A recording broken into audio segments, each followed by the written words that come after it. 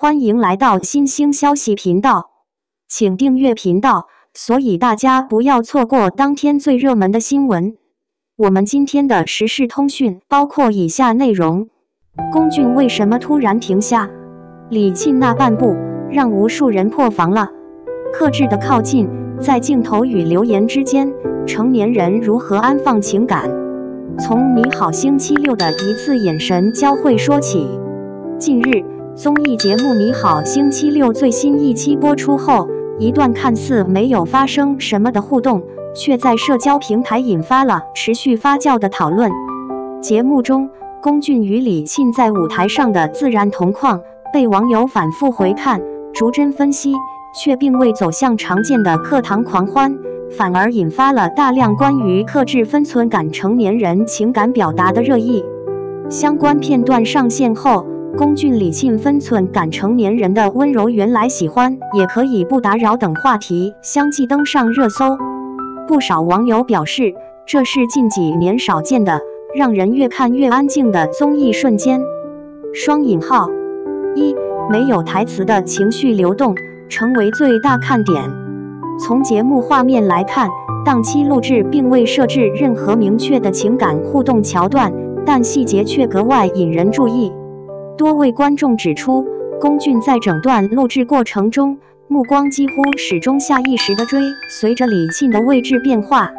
無論是站位調整，還是遊戲環節的短暫停頓，他都會在確認對方狀態後，才重新將注意力轉回舞台流程。這種關注並不外放，也不刻意，更多像是一種本能反應。有網友評論，那種眼神不是我要你看到，而是我在意你在不在。節目中最受討論的一幕出現在李沁轉身與張晚意交流的瞬間。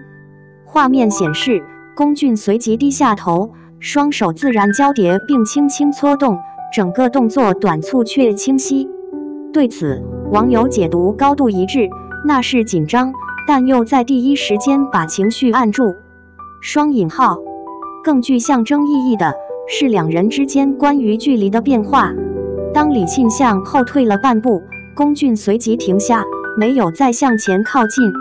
短短幾秒，被網友形容為教科書級的分寸感現場。彈幕中既有調侃，急死我了，你倒是再走一步，也有冷靜的聲音回應，正因為沒走那一步，才好看。2. 並非冷淡，而是經驗帶來的自我保護。隨着討論深入，不少網友開始將視角從互動本身轉向為何如此克制。長期關注娛樂行業的觀眾指出，李沁早年因合作頻繁、互動自然，曾多次被無端捲入緋聞猜測。一些被剪輯、拼接的畫面，在脫離原本語境後被反覆傳播，情感被過度解讀，當事人的澄清卻常常被忽略。有網友總結，他不是不願靠近，而是太清楚靠近會帶來什麼。同樣的，龔俊過往在公開場合的坦率表達，也曾被二次剪輯成八卦素材，原本基於作品或合作的欣賞，被簡化成情感標籤。經歷過輿論放大的後果後，他在鏡頭前的表達明顯更加克制。對此，不少網友表示理解，不是不敢，是太懂規則。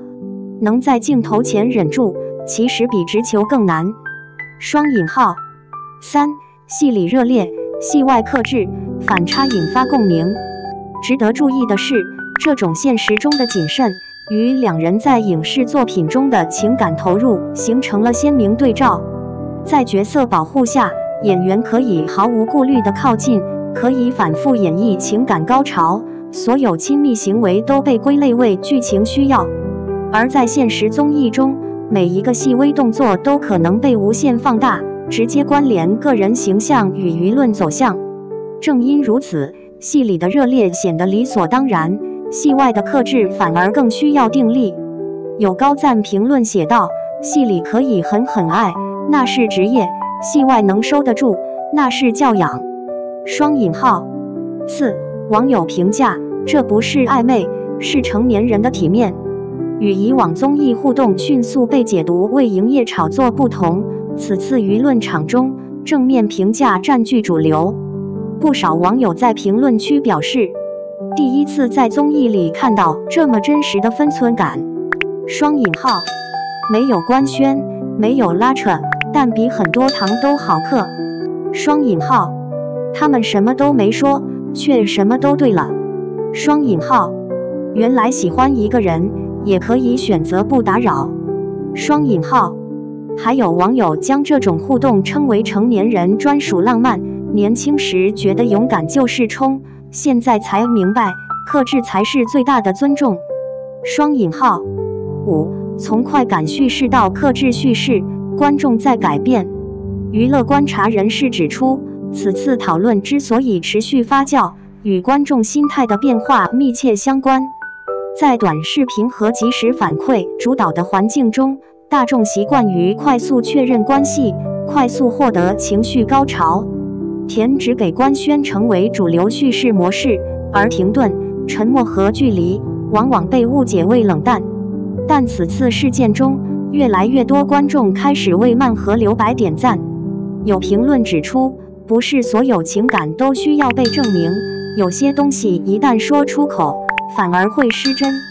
雙引號。6. 娛樂媒體點評，克制本身就是一種高級表達。多家娛樂媒體在跟進報道中指出，這一互動之所以引發廣泛共鳴，並不在於關係猜測，而在於它呈現了一種稀缺的情感狀態，在喜歡面前，依然優先考慮對方的邊界與清靜。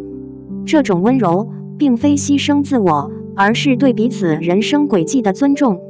正如一位媒體評論所寫，在高度曝光的行業裡，能把情緒收好，本身就是一種成熟。雙引號。